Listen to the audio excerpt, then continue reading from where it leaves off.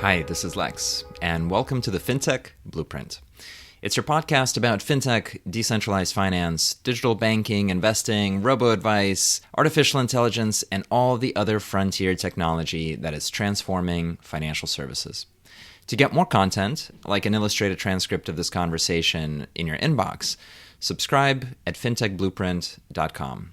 So without further delay, let's jump into today's episode.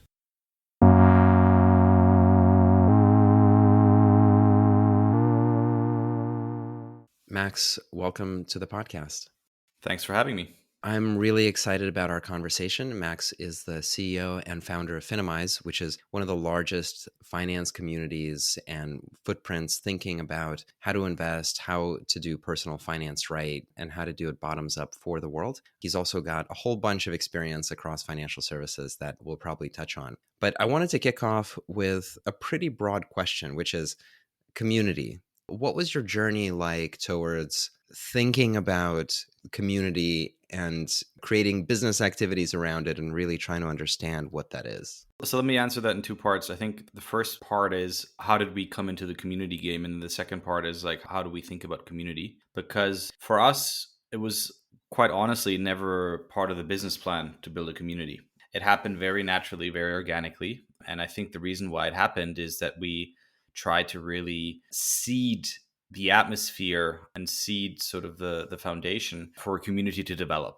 And the way that we did that was that we treated our early users as VIPs. So we really did anything that we could do to go above and beyond to make them feel special, from just randomly sending them gifts to idolizing them in our newsletter and having one of our artists paint images of our users and then tell our users' story. And what happened then was one day we decided we want to meet some of the people who read our newsletter, because the newsletter is how we started. That was like our early product. Maybe if I can pause you and reshift the question a little bit, which is more about how you personally came through your career journey to Finimize. What is Finimize, and sort of starting to kind of just pull on the threads of your personal experience towards founding the company and then what the company tried to accomplish. And we'll definitely get into what you started to describe about community building, but just a level set of what is Finimize and then how did you get to being an entrepreneur and taking this focus? So Finimize is the way I like to think of ourselves as a modern financial information platform and community. And so we think in the ecosystem for the retail investors, there's been a lot of innovation when it comes to infrastructure, tools, platforms, from the likes of zero commission trading to fractional shares, etc.,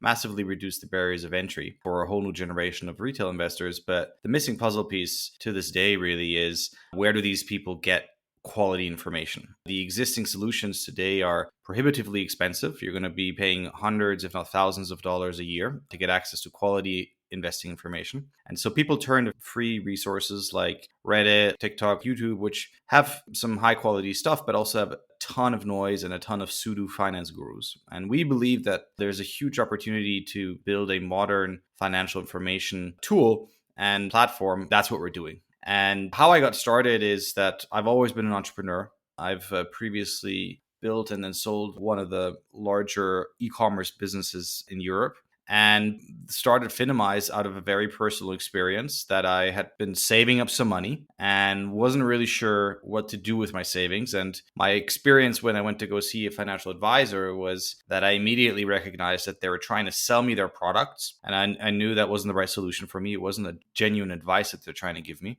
It was a sales pitch. And when I tried to educate and inform myself online, I found it really difficult to wrap my head around it. And I ended up just asking friends of mine who were working in finance all the questions that I had, and kept bumping into people, though, who were in the same boat as I was. So they had some savings, but they didn't have that community around them of people who could help empower them to make the right investment decision. That was the genesis moment for Finimize. And we since have been embarking on this mission where we want to empower people to become their own financial advisors by giving them access to the tools and information they need. That's fantastic. Yeah. So one of the pieces I'd love to pull out a little bit more is what behavioral commonalities or what attributes of target markets are intuitive to you. And in part, when you look at the investing audience, the traditional segmentation of people is that there are delegators who want to have their assets managed for them. And there's lots of things to say about whether that's a real category or not. Then there are self-directed investors who want to pull the trigger and make their own decisions. And then there are folks in between who might need local help or are event driven. And I think it's very interesting how there's been a lot of kind of point solutions to get people to put money into products, but not necessarily to become better at the knowledge that they need. But before hopping into that, just to meditate on the e-commerce platform experience that you had, can you talk a little bit about the type of customer that business had and the type of growth that you experienced and how you thought about growth there? The way that we started there was we started with a daily deal model, which I'm sure you remember, sort of the Groupon days. That allowed us to grow really, really rapidly because it was a very appealing product and there was a lot of product driven growth. And then that was sort of amplified through paid marketing, obviously. But that had just insane growth rates. And then we expanded very quickly, which in hindsight was a really smart move, into proper e-commerce. And what I mean by that is having our own supply chain, having our own warehouse, having our own inventory, and moving away from the coupon model and moving more towards a real retail model. And then that allowed us to grow even further because you're going to attract more people and actually you're able to build a really sustainable business around that. And so the company today is still running. It's based out of Zurich in Switzerland. It's one of the largest players there in the market. To your point, who are the core customers? Pretty much everybody. And the reason why I say everybody is because we ended up serving 25% of all households. So 25% of all Swiss households were shopping with us. We had a higher brand awareness than British Airways. And so we were a very well-known brand, a big fish in a small but very wealthy pond. I think ended up being one of the fastest growing startup out of Switzerland. So two questions for me coming out of that.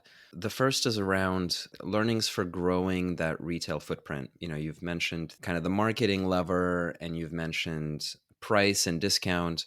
What were the things that really mattered for getting people to engage? You know, and sort of with the premise that there were millions of people that had very established demand for the product. What were the kind of the blitzscaling levers? Well, kind of like I said, it's a product that had very, very large word of mouth factor built into it. I think anything when you build a product that gives the end user or the end consumer money back into their pocket is something that will have very, very fast growth because you would be able to get anything from 30 to 70% discounts on booking a trip or going to the hairdresser or whatever the offer was. And so because these discounts were so incredibly high, very unique in the market, that was part of the whole proposition. The product offering ultimately was really driving the growth, right? And so I think that's one of the learnings is like, you know, whenever you can put money back into people's wallets, that's going to be likely a very great word of mouth driver for you. Were there any metrics or any tools that you were using to watch customer conversations? Like, did you track virality? What tools were available to figure that out? Yeah, so I mean, I think this was obviously a couple of years ago, and since then a lot has evolved that, for example, we're doing differently with Finimize, but we were very, very data focused. We, from the early days, had a business intelligence team, built our own data warehouse, completely in-house, custom. And as a result, we're able to really sort of understand what are some of the customer behaviors, both on the acquisition side as well as once somebody has bought, how much do they buy, what's the average purchase per year, what's the LTV, etc. But I think, you know, at the end of the day, the way that we track growth was very sort of standard. Look at it on a channel by channel basis. You know, how much is Google bringing us, how much is Facebook is bringing us, etc. And then understand what's the CAC that we're paying and is that within the range that we're aiming for. Gotcha. I really like your insight about putting money into people's pockets, and I expect that'll come back in the conversation about what you're doing now and with Finimize. I wanted to kick on two frameworks, and I wonder if they resonate or not. So the first is around certainty of demand, right? When you're building such a broad retail platform, on the other side of your business, you know that demand is there for the products that you're selecting to present to your customers. And for many startups, they go into places where the demand is uncertain or sometimes even non existent. And it's sort of like this battle cry that you're trying to find product market fit because there's no market and your product is strange in some sense. Whereas you've built a very quickly growing business, in part understanding where the demand was. Have you thought about that? Does that resonate? I think if I understand your question correctly, it's essentially, are you building a product category? Are you building a market, or are you entering into an existing market and then trying to take market share away? Is that correct? I kind of think of it as you're trying to build Twitter, or you're trying to build a social media site when there's no social media, or you're trying to build Coinbase when there is no crypto asset trading yet. And you're kind of taking this leap of faith of like, there will be a market if I build it, versus what you seem to have done is really reverse engineer what clients want and give them something better. One is you take away market share out of an existing market, and the other one is you're creating a market from scratch. The latter one is obviously much harder. And when it came to the online retail business, it was a bit of a mix. Obviously, there is an existing retail business, an existing retail market. But I think back in the day, we created a sort of a sub market, which is this whole market around coupons, right? That wasn't really a thing. And I think as a result, we were kind of in somewhere in the middle, which is probably a good place to be, because it means that you're on the one side playing in a market that has clear demand, but on the other side, doesn't have a lot of competition yet. I think when it comes to Finimize, I would describe ourselves more as building a new product category. There isn't really anybody who's doing what we're doing. And so it's a lot harder to do that because there's much more customer education to be done, right? So in the examples that you gave with like a Twitter, back in the day when Jack Dorsey and Ev Williams and all those guys started Twitter, it started as a text messaging service, and people were really baffled by the idea of why would I ever want to broadcast where I am or what I'm doing via text message. And then obviously that moved on to becoming a social media platform, etc. And so I think they really had to educate the market on, what is the product, why do we need it, how does it work, etc. Which from a personal point of view, I think is a much more exciting endeavor because you're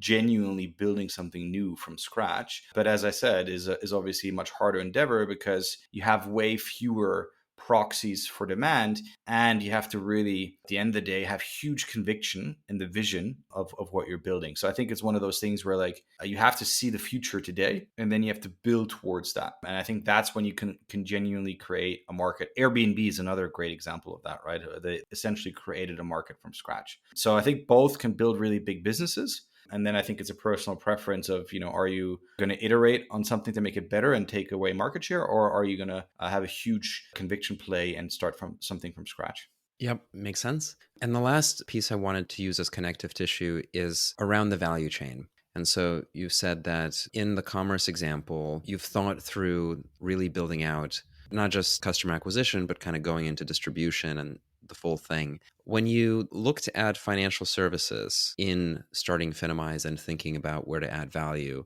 how did the financial product value chain appear to you? Is it similar to e-commerce? Is it comparable to e-commerce? What are your observations on manufacturing, supply chain, and distribution when it comes to financial services? Well, I think the value chain is fairly different in the sense that in retail, obviously, there's a lot of physical components, from the actual goods and the actual warehouse, etc. And then the way I think about the financial space is at the end of the day, it's an information economy. And, whether that's payments or transfers that essentially are just sort of bits being transferred, information bits being transferred, or whether it's getting access to knowledge. At the end of the day, it's an information game. I think in the finance space, there's a huge amount of information asymmetry, and that's what's creating a lot of opportunity. I think in the retail space, the big opportunity is all around convenience, and convenience for the end consumer is driven by operational excellence. So if you go into a retailer, you are very, very likely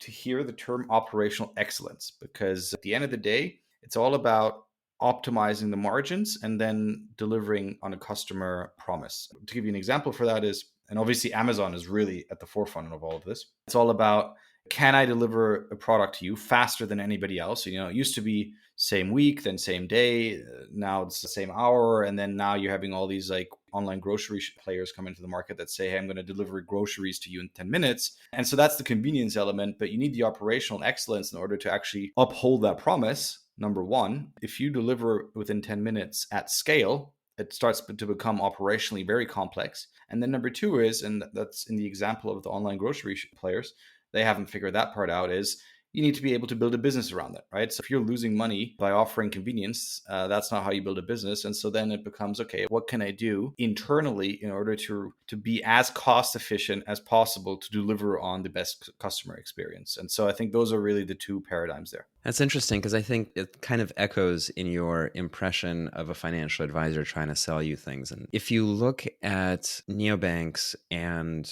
robo-advisors and digital investing apps and so on, I would say the value proposition they come with is convenience and at least an attempt at operational excellence. The attributes of that are a little bit different. They're how fast do I open an account? Is it 20 screens in a month or a piece of paper, or is it 3 screens and a machine vision scan of my face into a KYC vendor? If you think of that as downstream from knowledge, right? If you think of accounts, depository accounts or brokerage accounts where investment funds sit, that's kind of your factory. And then you've got a bunch of stuff connecting that to the various stores, the stores being today largely mobile apps, but in some cases still fortune that you had of talking to a person. There is this kind of analogy, I think, for building the thing, shipping the thing, and getting it to a person, which I think all sits underneath what you're trying to accomplish with Finimize. So I had interrupted you now about 20 minutes ago describing how you started giving VIP treatment to certain members. How did that evolve? What role are you seeing Finimize play for people in that value chain, and how do you see it evolving going forward? Yeah, and maybe I could just comment also on this analogy. I think it's an interesting analogy. I think what I would highlight though is that in the e-commerce or in the retail example, you are, as a company, you're trying to essentially create a new experience that is this convenience. I think in the finance example, it's much more a question of removing friction and removing barriers, right? So like the fact that people can now trade at zero commission, that's not something that they essentially created out of scratch. What they did instead is they removed something, right? And so it's all about removing. And I think that's at the end of the day, this information game where there are a lot of barriers, there are a lot of asymmetries, and it's all about removing friction. And so at the end of the day, the end consumer wins, and that's great. And I think that's sort of the outcome of both of these examples. To your question on the community, so you asked me, how do we think about community and how did it start? And so what I was saying is that we started with sort of laying the seeds there. And what happened was when we went to go meet our users for the first time, we were very overwhelmed by how many people actually showed up. So we were meeting in a pub in East London, and something like 50 people showed up, and the entire pub was filled with Finimize users. And we said, hey, there's something interesting here. Why don't we do this again? And next time there were like 80, and then like 100, and then 200, and then 300. And these things started to kind of blow up. And we then started to get messages from people all over the world, from Sydney to Los Angeles to Buenos Aires, where people were asking us, hey, this looks really cool what you're doing in London. Can we do this in our cities as well? And at first we kind of said, we'd love to, but unfortunately we can't fly around the world, even though that sounds like a really fun job. But why don't we create a playbook and then we empower our users to essentially become an extension of our brand to host these meetups all over the world? And so that then gave life to the community as it is today. And the way that we think about community is, and I think community is one of those words that gets thrown around very, very loosely. There's people or companies when they claim to have a community just because they have Facebook followers or just because they have a customer support forum. And I think that's not a community. I think there's a big distinction between broadcasting to an audience, which is what, for example, a large Facebook following might be. And then there's community where the actual value creation happens among the peers. So it's this like peer-to-peer notion, right? So the question is like, if tomorrow you were to stop doing what you're doing, would the community live on and would they continue to create value for each other without your brand being involved? And I think if the answer is yes, that's when you have a community. And if the answer is no, that's when you have an audience or a fan base or a following. So, what is the purpose of the Finimize community, and how does the community relate back to Finimize in the sense of the business you're growing or the mission of the organization? How do you see these two things connect? Yeah, so I think for us, there's really two pillars in what we're doing. The first pillar is that we have an in house team of analysts who produce high quality content for the modern retail investor. And that's great. And that gives you a lot of ideas of how to think about your investments, etc. But what we found is that the modern retail investor is very, very, very community driven. So when we ask our audience and also when we look at other external research, we found that more than 90% consult their friends and peers when they make an investment decision. So that's massive, right? 90% consult their friends and peers when they make an investment decision.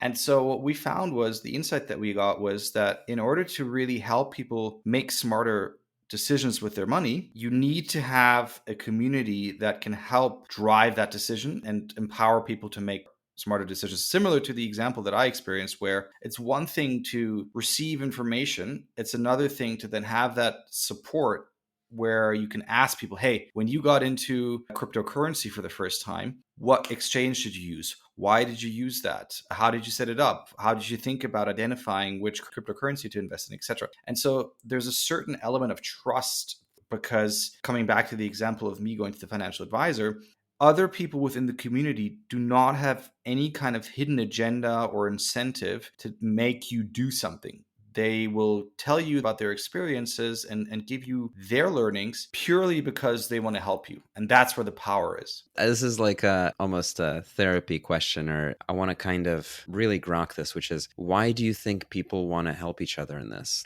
What is going on? Everybody's busy. It's not true that we all want to go to a presentation on open banking APIs and how they connect into banks and how that's really great. There's something there about human nature and motivation, right? So what is the underlying sort of cause to bubble up so much interest and so much of this congealing and coming together? Yeah, that's a good question. I think at the end of the day, what brings and holds a community together? And it's typically a shared purpose or a shared sense of belonging. And I think in our instance, people really, really, really care about the mission of empowering people to become their own financial advisors. So, what I was talking about, maybe just for context, with the meetups that happen all over the world, they're 100% organized by community members. So these are community hosts who apply to become a host, and they do this on a voluntary basis. We do not pay them. We don't give them any kind of rewards. They do this because they fundamentally believe in what we're doing. And I think as a result, people are really, really bought in to helping each other because the broader mission is so powerful. And I think another example sort of outside of Finimize is obviously what's happened in the whole, I guess, meme stock world, right? Where people were holding and sticking together because they had this shared sense of purpose that they felt like they were disadvantaged. Coming back to this whole information asymmetry problem in the finance space, they were on the losing end of this information asymmetry, and they stuck together. And I think that's a paradigm shift that we're witnessing in front of our own eyes right now. That's happening, and the information asymmetry is starting to level up, and that's what's so powerful. Great transition to the broader theme as well. And I'd love to figure out a way into that topic too, which is there is this power dynamic between, I want to say the word the crowd, but it's not a good framing for it. Maybe between the population or the masses, or in some way it's the 1% versus the 99%, or it is the experts versus common wisdom, some version of that. And this power asymmetry and the language of inequality and the slogans coming out of that have been shaking the world now for about a decade. And we're now in some of the most absurd representations of that struggle, where the world's richest man, Elon Musk, can role play somebody who is representing the common investor and is out there fighting for all of us. and doing so by cheerleading Dogecoin, a meme cryptocurrency that even folks who are building cryptocurrencies don't necessarily see as the main vector forward, and then have billions and billions of value created as a result of that dynamic. And that's just one slice. The other slice being, of course, the tug of war between Reddit and the hedge funds on stocks like GME and AMC and so on. What do you make of that? What does this mean to you? So I think, first of all, the Elon Musk example, I think, is an interesting one, because I think at the end of the day, you could make an argument that he is the biggest pump and dump master in the world. If you think about how he pumped up Bitcoin and then pumped it down, how he pumped up Dogecoin, pumped it down, how he's pumping up Tesla, and he's even saying, it's overvalued now, etc. And so I think there's a certain, although I'm by no means a sort of anti-Tesla person, I think there's a certain skepticism with which we also need to view this, unfortunately. And I think, also, if you think about some of the other guys who are sort of these, let's call it Twitter influencers, I think, like, for example, Chamath, right? Like, he's obviously a very smart person. And if you think about it again, just sort of from a devil's advocate point of view, when the whole GME, etc., the whole meme stock phenomenon started, he very, very clearly positioned himself with what you described as the crowd, which is interesting if you think about, coming back to sort of agendas. He has a massive SPAC that he's, I think, now had one or two target companies go public with. And who are the people who are going to buy into the SPAC?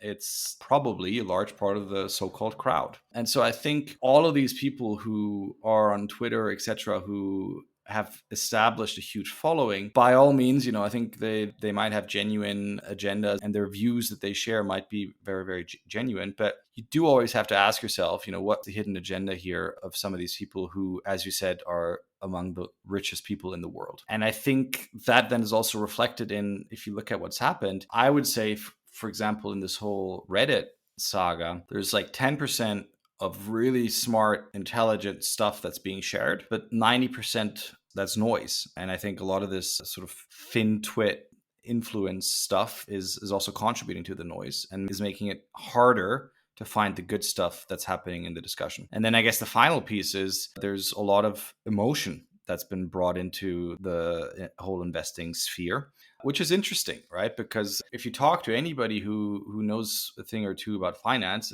they'll tell you, the number one thing is to take emotion out and establish a process and establish a framework and stick to that. Do not let emotion get into it. And what we're witnessing now is the complete opposite. People are so emotional that they're actually saying, I don't care what the outcome is. I just want to do this to prove a point. I don't have a view on whether that's going to stick around or whether that's a sort of phenomenon that's temporary, but I do think it's really interesting to see how that's been spreading so quickly. How do you think it could resolve? Are there ways that this energy dissipates and flows back into a more kind of conservative market structure, or are we permanently in a high volume, lots of noise type of environment? And I think for framing, I have two observations. The first is it's not just FinTwitter now, right? Like, it's FinTok. And if you think Twitter is bad, the stuff that's out on TikTok is so topsy-turvy and crazy.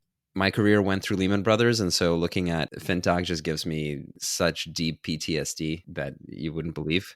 No, I mean, I see this as people who got a stimulus check and are leveraging it and then are putting it onto an altcoin that they have no clue what it actually does. I mean, it's crazy. Yeah, we wanted to democratize financial services, and in some sense, here we are. And then the other thread is also, if you look at the early 2000s, right, the oddies is that there was this narrative of inevitability for passive investing and ETFs in large part ate up mutual funds, and the 60-40 asset allocation became the norm. And if you talk to a lot of active managers, they are kind of terrified about fee compression and about indexing. And there was kind of this idea that active investing is dead. And yet 2 years ago, or maybe whatever it is, 1 year ago, you've got this huge rush of retail as we get locked down in COVID and go on Robinhood and do nothing other than lever up options, right? And you've got this total kind of explosion between that and crypto assets. So how do we reconcile this? Where can it go? Yeah, I think that's the $1 million question right now. And the way I think about it is it's the sort of 10% substance, 90% noise. I think, as you mentioned, for example, on TikTok, I would probably say there's 99% noise. But I think a couple of things. I think number one, there's definitely been a paradigm shift.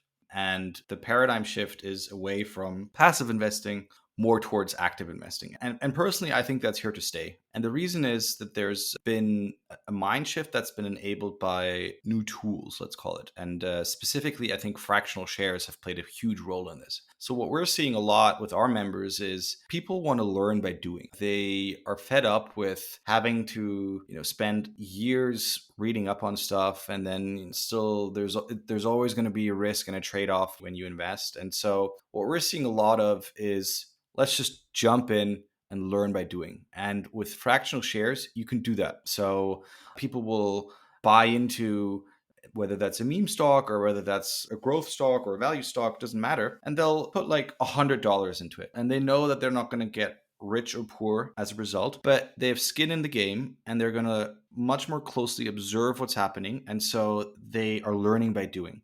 And I think people want to take a more active role when it comes to their investments. For me also, it resonates. You've been working really hard to save up money, and you want to have some sort of control over what you do, where you invest that money. And so I think this sort of purely passive investing, and I think you're starting to see that also with robo-advisors, I think people are over it. People don't want to just put your money into a robo-advisor and then they take a fee and you kind of hope that they do well, but in reality, they're probably going to do just as well if you would have put the money into a Vanguard ETF yourself. And so I think active is here to stay, at least for the coming years. Again, there might be a paradigm shift coming soon. I think the big question is what will happen when the party stops? And I think a lot of people are going to drop out of the market, but I think on a net basis, there's going to still be more retail investors that are going to stick around than there were before all of this happened. Yeah, the big question is going to be, when things start going down, what happens? Who stays in? Are people going to be panic selling, etc.? And I think that's really when we're going to start to see the effects and the consequences of all of the events that we've been witnessing over the last couple of months. Yeah, I think there's also the simultaneous evolution of tech and media that's layered on top of that. So we're all conditioned to be dopamine animals now, where the level of engagement we expect out of our products generally is so much higher in everything, right? So to your point about, not only am I not going to go shopping to the mall, but I want it delivered to my house, and I want it delivered today, and I want it delivered in the next hour. And if you can give it to me in 15 minutes, then I'll choose you as a vendor. And then you go into the story for attention is at this point obvious. And then you go into finance, and I think this is the exact same dynamic where doing the thing that a doctor tells you is neither interesting nor trusted. Whereas holding the reins yourself, even if it's a dopamine game, is much more empowering, or at least much more like all the other things that are happening around you. To use the casino as a comparison, and I don't mean like the casino in a gambling sense, but when you go to the casino, lots of people are there primarily for entertainment, right? Like you're not there to win.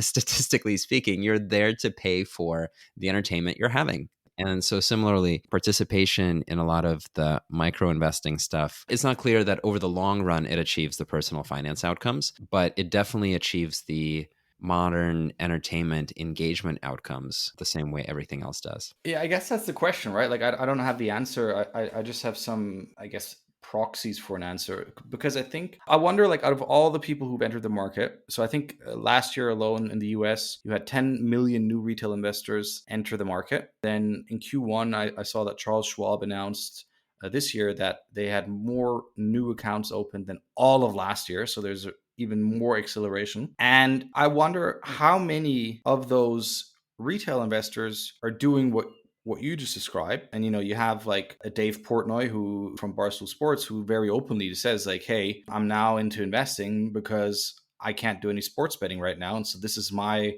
form of entertainment on gambling, etc. But I wonder, like, out of those 10 million, are those 500,000? Are those a million? Are those 6 million people who are doing it? Because the research that I read a report from Edelman and I think also from Charles Schwab and some of the other players, and also the research that we've done is like the average new retail investor is not the kid that you see on TikTok who just got a stimulus check and is 20 and is going to put it all in AMC or whatever. The average age of these people is 35.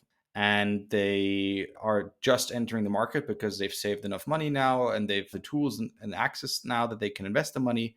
And so I think, and I can't prove this right now, but I think the media narrative is not necessarily reflecting reality. I think the media narrative is very much focused on a small subset of people who are doing this gambling stuff. But I do think a large chunk of these new investors are actually doing so in a fairly reasonable manner. And again, I think you can do micro investing to entertain yourself, or you can do it to actually learn. And I wouldn't be surprised if quite a few people are in the latter camp of learning. Absolutely, yeah. And I think just getting people out of cash and into capital assets is already a really large improvement. So I want to close the loop with an earlier point you made about getting money to your community and to your customer is the best way to expand that footprint and grow that community. And when we combine the idea of a financial community with digital assets and crypto networks, my observation, this is exactly what is supercharging the people's passion about crypto assets, in that if they participate early in a network, or sometimes if they use a network, they will literally get paid. They will literally have money in their pocket. It will come from the sky and land in their wallets, and they will have to pay income taxes on it. And I think that's massively unique, right? We don't have, in our sort of corporate structuring of financial services, businesses are oriented around closed loop economics for themselves. Whereas in the emerging kind of financial markets that are very community driven, to be part of a community is to be rewarded in a very tangible sense. I guess a two-part question for you, which is, generally, how do you think about that? What do you think about that feedback loop? Does it resonate? And then the follow-up would be is to bring it back to Finimize, how you think about dynamics like that as they relate to what you're doing, and how you think about putting that value back into your subscribers, your meetup and event attendees, and generally your community broadly. Yeah, I think a lot of really interesting stuff is happening there. And quite honestly, I'm still observing and learning, because I think the emergence of NFTs, the emergence of social tokens, I think that there's something really fascinating there. Personally, I'm not sure I've seen a use case yet where I feel like, okay, that's like a genuinely useful use case. I feel like it's just very early days, very much in the experimentation phase, and it's a sort of classic Silicon Valley notion of, if something starts as a toy, it can still become a massively important tool later on, and do not underestimate things that look like toys. And I feel like that's very applicable to what we're witnessing right now with NFTs specifically. I think the question also, when you connect that with community, is at the end of the day, it's all around incentive structures, right? And I think the question is always, if you get people on board who are there because they want to get financial gain or a financial reward out of the relationship, you're probably going to attract the wrong people. We, for example, we've tried a while back, hey, what if we provide financial incentives, fiat currency though, to people who are super active in our community or who host a lot of meetups, etc. And what we found is that you set the wrong incentives and you attract the wrong people. And what you want in order for a community to thrive is you want to have people who deeply care about it, and as a result are not motivated by money. I think what's interesting around all of these tokens though is that, and again, I haven't seen a use case where that's been done very well, but I'm sure at some point someone will do it, is, can you attract those people without these wrong incentives, and can you position these tokens in a way that they aren't perhaps the primary driver, but are perhaps a retention driver or something like that, where you're able to filter out the wrong people, quote unquote, and still reward the right people, because you obviously do want to have people participate in the upside. If they are building your community, they should be rewarded as well. So I think there's a lot happening. There's a lot to unpack, and super interesting, and one of those things where I think we'll see a massive amount of iteration until we figure out what the right use cases are. Fantastic. Thank you so much for coming on the podcast and opening up these ideas with me. If folks want to learn more about the company and join what you're doing, where should they go? Yeah, thanks for having me. So you can find me personally on Twitter. Just type in my name, Max Rofagha, or my Twitter handle is Whole Earth Web. You can find the company on all social media, Finimize. You can sign up for a free newsletter on finimize.com. It's completely free. And lastly, you can download our mobile apps on the App Store or Android Play Store. Cool. Thank you, Max. Thank you. Hi, everyone. That's it for this week's episode of the FinTech Blueprint. For more technical deep dives into all things fintech and decentralized finance, check out fintechblueprint.com and grab a free subscription to the newsletter. This is Lex, and I'll see you next time.